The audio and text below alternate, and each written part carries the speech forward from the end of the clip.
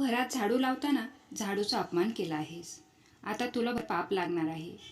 माता लक्ष्मी सांगतात की घरात दररोज झाडू लावणाऱ्या स्त्रिया नकळत कोणते पाप करतात आणि कोणत्या 3 प्रकारच्या झाडू अशा आहेत ज्या चुकूनसुद्धा घरात ठेवू नयेत, अन्यथा भयंकर दारिद्र्य घरात प्रवेश करू शकते. घरात पडलेली एक साधीशी झाडू देखील तुमचे भाग्य वर उचलू शकते आणि तीच झाडू चुकीच्या पद्धतीने वापरली गेली तर तुमचे जीवन अंधपाताकडेही नेऊ शकते. आपल्या शास्त्रामध्ये झाडूला माता लक्ष्मीचे स्वरूप मानले गेले आहे. झाडूचा योग्य पद्धतीने, योग्य वेळी आणि योग्य दिशेने वापर केला तर मनुष्याच्या जीवनात सुख, समृद्धी आणि वैभव नांदते. परंतु झाडूशी संबंधित लहानशी चूक सुद्धा झाली तर तीच झाडू मनुष्याला कंगालीकडे ढकलू शकते. आपल्या सनातन धर्मशास्त्रामध्ये झाडूशी संबंधित अनेक शुभ आणि अशुभ संकेत सांगितले गेले आहेत. झाडूबाबत काही गोष्टी अशा आहेत ज्या अजिबात करू नयेत, अन्यथा जीवनात अडचणी वाढू लागतात, घरात कलह निर्माण होतो आणि लक्ष्मी कृपा दूर जाते. झाडू योग्य दिशेला, योग्य ठिकाणी ठेवणे अत्यंत आवश्यक आहे, कारण चुकीच्या पद्धतीने ठेवलेली झाडू माता लक्ष्मीची बहीण अलक्ष्मी हिला आकर्षित करते आणि अलक्ष्मी ही दारिद्र्य, संकटे आणि अशुभतेचे प्रतीक मानली आहे. गोष्ट फार प्राचीन काळातील आहे. एका नगरात एक अतिशय धनवान शेठ आपल्या धर्मपरायण पत्नीसमवेत राहत होता. शेठ भगवान श्री विष्णूंचा परमभक्त होता. तो दररोज पहाटे उठून सर्वप्रथम तुळशी मातेला जल अर्पण करी. त्यानंतर अत्यंत भक्तिभावाने भगवान विष्णूंची पूजा करत असे. त्याची पत्नीही तितकीच सदाचारी, विनम्र व धर्मनिष्ठ होती. दोघांचेही जीवन धन, सुख, वैभव आणि समाजातील मानसन्मानाने परिपूर्ण होते. परंतु त्यांच्या आयुष्यात एकच गोष्ट सतत सलत होती, ती म्हणजे संतान सुखाचा अभाव. या दुःखाने दोघांचे मन कायम व्याकुळ असे. त्यांनी मनोमन कित्येकदा देवाकडे प्रार्थना केली होती. असंख्य वेळा देवासमोर मस्तक झुकवले होते, व्रत वैकल्य केली, पूजा अर्चा केली आणि अखेर एक दिवस त्यांच्या प्रार्थनाला फलित आले. त्यांच्या घरी एका सुंदर कन्येचा जन्म झाला. मातापित्याने तिचे नाव सुकन्या ठेवले. सुकन्या जन्मापासूनच दोघांच्याही डोळ्यांचा तारा बनली. असे म्हणतात की भगवान शिवांच्या श्रावण सोमवारच्या व्रतामुळे व अनेक मनोकामनामुळेच ही कन्या प्राप्त त्यांना झाली होती. म्हणूनच माता पिता तिच्यावर अपार प्रेम करत, जणूच तिच्यासाठी पायघड्या घालून ठेवत. सुकन्याची एक छोटीशी इच्छा देखील अपूर्ण राहू दिली जात नव्हती. तिला पाहिल्यावर असे वाटे जणू ती देवराज इंद्राच्या घरातच जन्माला आली आहे. शेठाच्या अमाप संपत्तीची ती एकमेव वारसदार होती.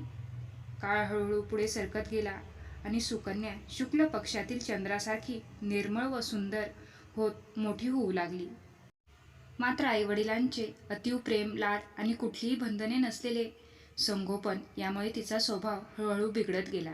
ती आळशी, चलाक, कपटी, गर्विष्ठ आणि अहंकारी बनत चालली. क्षुल्लक कारणावरून ती अपशब्द वापरे. घरातील मोठ्या व्यक्तींचा तर सोडाच, नौकर चाकरांनाही अपमानित करताना तिला कधीही संकोच वाटत नसे. स्वच्छतेचा तिला प्रचंड तिरस्कार होता. आयुष्यात तिने कधी झाडूलाही हात लावला नव्हता. काळाच्या ओघात ती आपल्या मातापित्याकडूनही आवाजवी मागण्यास सुरू करू लागली. प्रत्येक गोष्टीसाठी हट्ट करू लागली. शेठ आणि त्यांची पत्नी हे सर्व पाहून व्यथित झाले. आपली चूक नेमकी कुठे झाली हे त्यांना समजत नव्हते. त्यांना वाटले कदाचित विवाहानंतर तिची बुद्धी बदलेल आणि ती सावरून जाईल. जेव्हा सुकन्या 16 वर्षाची झाली तेव्हा शेठने तिच्यासाठी अनेक धनवान, प्रतिष्ठित आणि संस्कारी घराण्यातून विवाहासाठी स्थळे पाहण्यास सुरुवात केली. पण सुकन्याचा स्वभाव एखाद्या वादळासारखा उग्र होता. जो कोणी तरुण तिच्या समोर आला त्याचा ती अपमान केल्याशिवाय राहत नसे. कुणाशी उलटसुलट बोलणे, कुणाची थट्टा करणे, तर कधी छपरावरून पाणी ओतून विवाहासाठी आलेल्या मुलांना पळवून लावणे. अशा तिच्या बालिश पण अहंकाराने भरलेल्या वागणुकीमुळे संपूर्ण नगरात तिची एक वेगळीच प्रतिमा निर्माण झाली होती. लोक तिच्याशी बोलणे तर दूरच, पण तिच्या घरासमोरून जातानाही घाबरू लागले होते. या सगळ्यांचा परिणाम असा झाला की सेठ आणि त्याची पत्नी दररोज चिंता आणि दुःखात बुडून जाऊ लागले. आमची इतकी लाडकी मुलगी इतकी बिघडली कशी, हा प्रश्न त्यांना सतत छळत होता.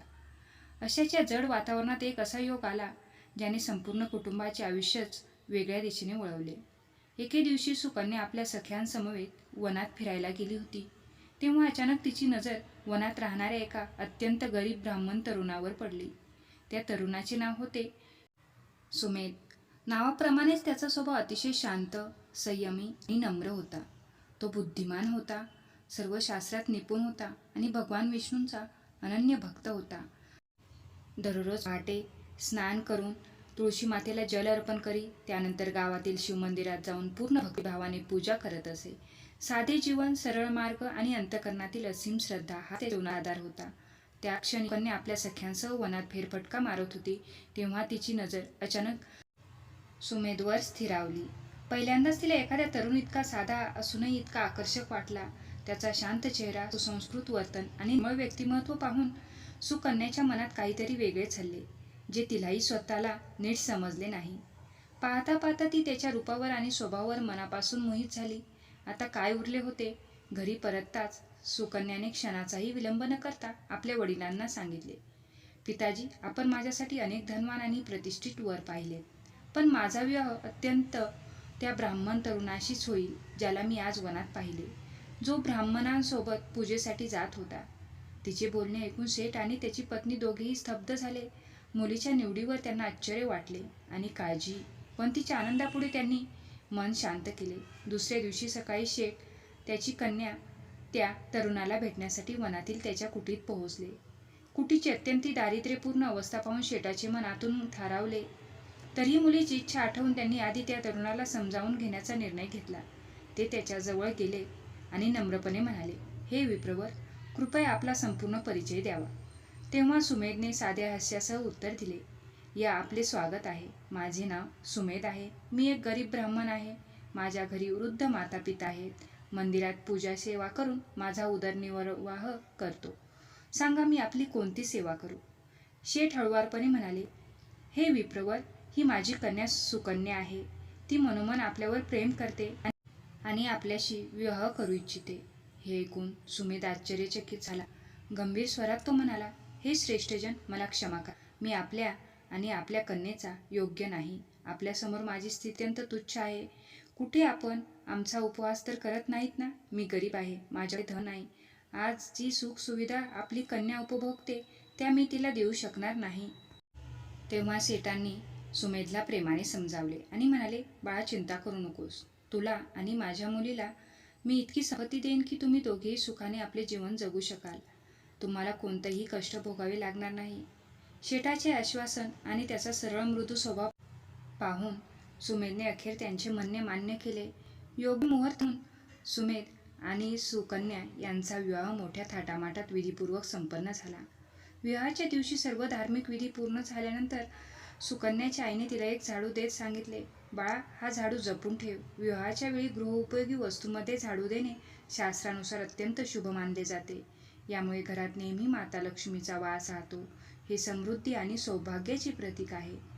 पण सुकन्याने त्या झाडूला कोणताही मान न देता, कोणतेही महत्त्व न देता तो सरळ एका बाजूला ठेवून दिला, जणू त्याची काहीच किंमत नाही. अशा भावाने सर्व विधी पूर्ण झाल्यावर ती आपल्या सासरी निघाली. शेठांनी आपल्या मुलीच्या सुखासाठी विवाहापूर्वीच तिच्यासाठी एक सुंदर नवे घर बांधून ठेवले होते. याशिवाय सुमेधचा व्यवसाय वाढावा म्हणून त्यांनी एक धान्याची दुकानही सुरू करून दिली होती, जेणेकरून भविष्यात त्यांचे जीवन आणि व्यापार दोन्ही फुलावेत. सुरुवातीचे काही दिवस सुकन्या खूप आनंदात होती. ती आपल्या पतीसोबत प्रेमाने आणि मधुरतेने वागत होती. पण हे फार काळ टिकले नाही. लवकरच तिचा खरा स्वभाव बाहेर येऊ लागला. आळस आणि अहंकार तिच्या मनात आधीप्रमाणेच खोलवर रुजले होते. तिला घराची स्वच्छता क्षुल्लक वाटत होती. कोणतेही काम ती हातात घेत नसे. हळूहळू घरात सर्व स्वच्छता पसरू लागली. जेवणानंतर भांडी तासनतास तशीच पडून राहत. घराच्या कोपऱ्यात कोळ्याची जाळी लटकू लागली, जणू तिथे कोणी राहतच नाही असे भासू लागले. एक दिवस सुमेधने अत्यंत नम्रतेने तिला समजावत म्हटले, सुकन्या, पतिव्रता स्त्रीला स्वच्छतेची आवड असली पाहिजे, कामपून असले पाहिजे. पण तू तर कोणत्याच कामाला हात लावत नाहीस. हे काही योग्य नाही, असे तो म्हणाला. यावर सुकन्या तणकून म्हणाली, अहो जाऊ द्या ना, तुम्ही कसल्या कसल्या गोष्टी बोलता. आजपर्यंत मी माझ्या घरी कधीच काही काम केले नाही आणि पुढेही करणार नाही. जर तुम्हाला वाटत असेल की तुमच्या आईवर जास्त कामाचा भार पडतोय, तर मी आजच पिताजींना सांगून इथे 2-4 नोकर पाठवायला सांगेन. तसेही हे सगळं माझंच आहे, मग मला काय काम करायची गरज नाही. पत्नीचे असे कडू आणि अपमानास्पद शब्द ऐकून सुमेध आतून हादरून गेला. तो पूर्णपणे अवाक झाला. बोलण्यासाठी त्याच्याकडे शब्दच उरले नाहीत. आपल्या पत्नीमध्ये इतका गर्व आणि कठोरपणा असेल असे त्यांनी स्वप्नातही कधी विचार केला नव्हता. इकडे सुकन्याची आईही तिला अनेकदा समजावत असे. स्त्रीने घर कसे सांभाळावे, वडीलधाऱ्यांचा आदर कसा करावा आणि आपले घर स्वच्छ व सुखी कसे ठेवावे. पण सुकन्यावर कोणत्याही गोष्टीचा काहीच परिणाम होत नव्हता. ती जशी होती तशीच राहिली. काही काळानंतर सुमेधने आपला छोटासा व्यवसाय सुरू केला, पण पत्नीची निष्काळजी वृत्ती, घरातील अस्वच्छता आणि सततचा तणावपूर्ण वातावरण याचा त्याच्या व्यवसायावर वाईट परिणाम होऊ लागला. त्याच्या दुकानात कोणीही येईना. क्वचित एखादा माणूस आला तरी सुमेधचा उदास चेहरा आणि थकलेले मन पाहून तो गप्पच पुढे निघून जाई. अशा रीतीने दिवसेंदिवस परिस्थिती अधिकच बिघडत चालली. अखेरीस एक दिवस आला की व्यापाराच्या कामानिमित्त सुमेधला दुसऱ्या नगरात जावे लागले. तो सूर्योदयापूर्वीच उठला. कोणालाही न सांगता त्याने आपले सामान बांधले आणि बैलगाडीत बसून शांतपणे निघून गेला. मन जड झाले, पण जबाबदाऱ्याने त्याला पुढे जाण्यास भाग पाडले. इकडे घरात सूर्योदय होताच तिची सासू आपल्या जुन्या झाडूने घराची स्वच्छता करत होती. तोच तो झाडू होता जो आपल्या जुन्या घरातून अतिशय जपून घेऊन आली होती. तिला असे वाटत असे की झाडूत माता लक्ष्मीचा वास असतो आणि जी स्त्री रोज झाडू लावते तिच्यावर लक्ष्मीची कृपा सदैव राहते. परंतु सुनेच्या कटू वागणुकीमुळे ती सासू गप्पच आपले काम करत राहायची. त्या दिवशी योगायोगाने सुकन्याची नजर सासूच्या हातात असलेल्या त्या झाडूकडे गेली.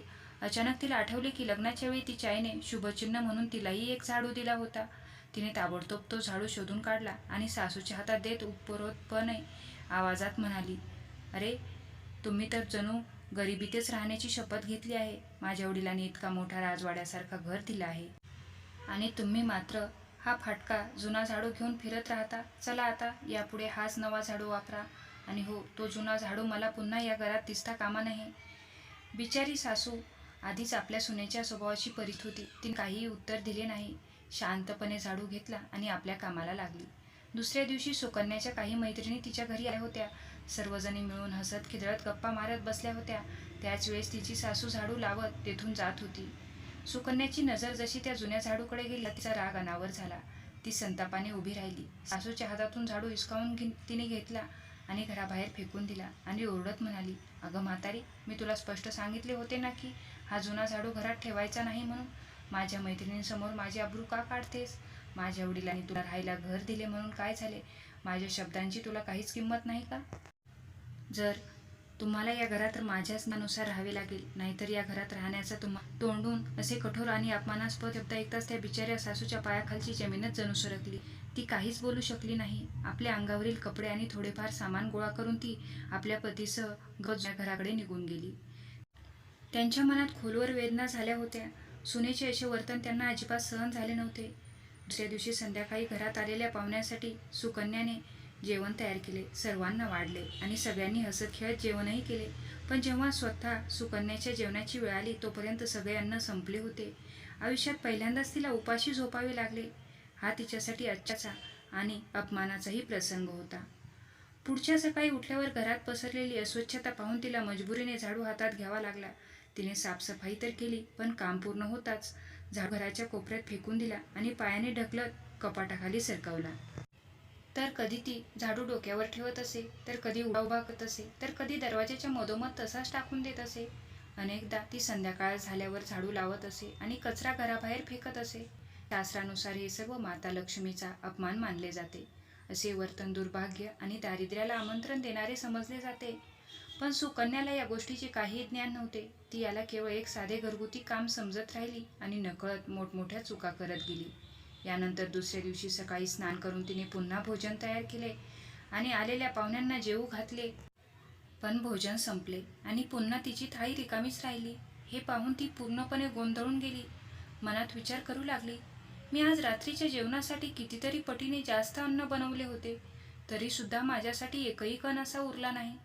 थोड्या वेळाने तिने स्वतःसाठी वेगळा भात शिजवला आणि तो खाऊन तसा दिवस काढला. दुसऱ्या दिवशी तिने झाडू लावला, पण सवय तीच होती. साफसफाई झाल्यावर तिने झाडू पायाने ढकलत बाहेर काढली आणि मग दारामागे उभे करून ठेवली. तिला याची जाणीव नव्हती की ती हळूहळू आपल्या घरातून शुभत्व आणि लक्ष्मीला बाहेर ढकलत आहे. सुकन्या नकळत करत राहिली, पण तिच्या घरात वाढत चाललेली नकारात्मकता आणि दुर्दैव तिला मुळीच कळत नव्हते. सासू गेल्यानंतर ती पूर्णपणे एकटी पडली होती, त्यामुळे तिला भेटायला रोज कुणी ना कुणी पाहुणे येत असे. ती प्रत्येक वेळी आधीपेक्षा अधिक बनवत असे, पण तरीही दरवेळी सगळ्यांना संपून जात असे. तिच्यासाठी एक दाणाही उरत नसे. आता तिच्या घरात सर्व काही असूनही तिचे जीवन दिवसेंदिवस अधिकच वाईट होत चालले होते.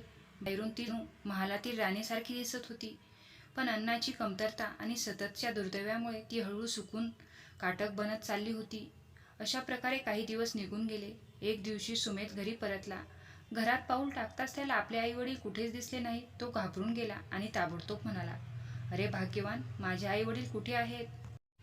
तेव्हा सुकन्या निर्लज्जपणे म्हणाली, त्यांना माझ्यासोबत राहणे आवडले नाही, म्हणून ते आपल्या जुन्या घरी परत गेले. आता त्यांना इथे राहण्याची गरज नव्हती. हे ऐकताच सुमेधचे हृदय तुटले. त्याला सगळे समजून चुकले होते. सुकन्याला त्याचे आईवडील ओळखू लागले होते. तो जाणून होता की जर त्याने काही बोलले तर परिस्थिती आणखी बिघडेल. म्हणून त्या दिवशी तो गप्प राहिला, शांतपणे जेवला आणि जड मनाने झोपून गेला. पुढच्या दिवशी सकाळी पती पत्नी अंगणात कुठल्या तरी कारणावरून भांडत होते. तेवढ्यात त्यांनी पाहिले, एक साधू त्यांच्या घरासमोर थांबला होता. साधूंनी घराकडे पाहत दोन्ही हात जोडले आणि नम्रपणे प्रणाम केला आणि तो शांतपणे निघून गेला. हा क्रम रोजचाच झाला. इकडे सुकन्याची वाईट सवयी, तिचा आळस आणि अहंकार आणि घरातील अस्वच्छता दिवसेंदिवस वाढतच गेली. हळूहळू घरातील सर्व धन संपून गेले. ती वारंवार आपल्या वडिलांकडून पैसे मागू लागली आणि अखेरीस तिने आपल्या वडिलांनाही कंगाल केले. शेवटी एके दिवशी सुमेध तिच्या सवयींना पूर्णपणे कंटाळून सर्व काही सोडून निघून गेला. तो आपल्या आईवडिलांची सेवा करू लागला आणि त्यांनाही आपल्यासोबत घेऊन गेला. आता घरात फक्त सुनंदा एकटीच उरली. तो साधू काही साधा मनुष्य नव्हता. तो साक्षात भगवान श्रीहरी विष्णू यांचे रूप होते. ते साधूचे रूप धारण करून पृथ्वीवर आले होते, कारण सुकन्याचे माता पिता हे भगवान विष्णूंचे खरे भक्त होते. म्हणून भक्तवत्सल प्रभूंनी स्वतः तिच्या साह्यासाठी आणि मार्गदर्शनासाठी अवतार घेतला होता. पण इकडे सुकन्याची अवस्था मात्र पूर्णपणे उलट होती. आता ती पूर्णतः एकटी झाली होती. तरीही तिचा स्वभाव बदलला. उरलेले थोडेसे धन सुद्धा तिने ऐशोआरामात उधळून टाकले. तिच्या वडिलांनीही अखेरीस तिचा त्याग केला आणि ती आता एकटीच बेसहारा आपल्या घरात राहू लागली. आता तिला आपल्या कर्माचा तीव्र पश्चाताप होऊ लागला. पण तोपर्यंत फार उशीर झाला होता. अजूनही एक गोष्ट बदलली नव्हती. तो साधू अजूनही तिच्या घरासमोर येत असे आणि हात जोडून प्रणाम करी आणि मनातल्या मनात काहीतरी बोलून पुढे निघून जाई. अखेरीस एके दिवशी सुनंदाला हे सहन झाले नाही. ती रागाने घराबाहेर आली आणि म्हणाली, अरे साधू, तू रोज माझ्या घराला प्रणाम का करतोस? माझ्या घरात आता काही तरीसुद्धा तू रोज हात जोडून उभा राहतोस. तुला नेमकं काय हवं आहे? तेव्हा साधू हसले आणि म्हणाले, हे मुली, मी तुझ्या घरात वास करणाऱ्या देवी अलक्ष्मीला प्रणाम करतो. तुझ्या घरातील घाण, आळस, अहंकार, अभिमान आणि कटुवचन हेच अलक्ष्मीचे स्वरूप आहे. मी तिला प्रणाम करतो, जेणेकरून ती माझ्या घरात कधीही प्रवेश करू नये. म्हणूनच जेव्हा जेव्हा मी तुझ्या घरासमोरून जातो तेव्हा अलक्ष्मीला प्रणाम करतो. पहा, जी तुझ्या घराच्या छतावर बसलेली आहे ती तिथेच आहे. हे ऐकता सुनंदाचे प्राण जणू सुकून गेले. तिच्या पायाखालची जमीन जणू सरकून गेली. तिचा चेहरा एकदम फिकट झाला. ती काही क्षण स्तब्ध झाली आणि काहीही बोलू शकली नाही. थोडा वेळ गेल्यावर जेव्हा तिने स्वतःला सावरले तेव्हा तिच्या मनाला तीव्र धक्का बसला. आपण खरोखरच फार मोठे पाप केले आहे याची तिला जाणीव झाली. आपल्या स्वतःच्या हातांनी तिने माता लक्ष्मीला घराबाहेर घालवले होते आणि दारिद्र्याला आपल्या घरात स्थान दिले होते. हा विचार मनात येताच ती जोरजोरात रडू लागली. तिच्या आयुष्यात जे काही वाईट घडले होते ते सर्व तिच्याच कर्माचे फळ होते हे तिला उमगले. ती धावत जाऊन साधूंच्या चरणावर पडली आणि अश्रूंनी डोळे भरून म्हणाली, हे महात्मन, माझ्यावर कृपा करा. मला उपाय सांगा. मला या संकटातून बाहेर काढा. सुकन्याच्या डोळ्यातून वाहणारे पश्चातापाचे अश्रू पाहून ते साधू, जे प्रत्यक्षात साक्षात भगवान श्री हरी विष्णू होते, ते म्हणाले, हे मुली, जर तुझ्यात धैर्य असेल तर नीट ऐक. हे सर्व तुझ्याच चुकांचे परिणाम आहेत. तू घरातील झाडूचा अपमान केला आहेस, तिला अपवित्र मानलेस, तिचा तिरस्कार केलास. म्हणूनच देवी लक्ष्मी रुष्ट होऊन तुझ्या घरातून निघून गेली. हे ऐकताच सुनंदा अधिकच रडू लागली व म्हणाली, हे स्वामी, मला क्षमा करा. आजपासून मी नित्य माता लक्ष्मीची पूजा करीन. माझ्या अपराधाबद्दल क्षमायाचना करीन. कृपया मला योग्य मार्गदर्शन करा. तेव्हा भगवान विष्णू म्हणाले, हे मुली, उठ आणि शांत हो. तुला योग्य मार्ग दाखवतो. तेव्हा साधू बोलू लागले, हे मुली, झाडू फक्त घरातील घाण साफ करणे साधन नाही, ती घराच्या नशिबाची दिशा बदलू शकते. शास्त्रामध्ये झाडूला माता लक्ष्मीचे प्रतीक मानले गेले आहे. योग्य प्रकारे झाडू ठेवली तर ती घरात धन, सुख व समृद्धी आणि शांती आणते. पण तिचा अपमान किंवा दुर्लक्ष केल्यास घरात दारिद्र्य, कलह आणि संकटे येतात.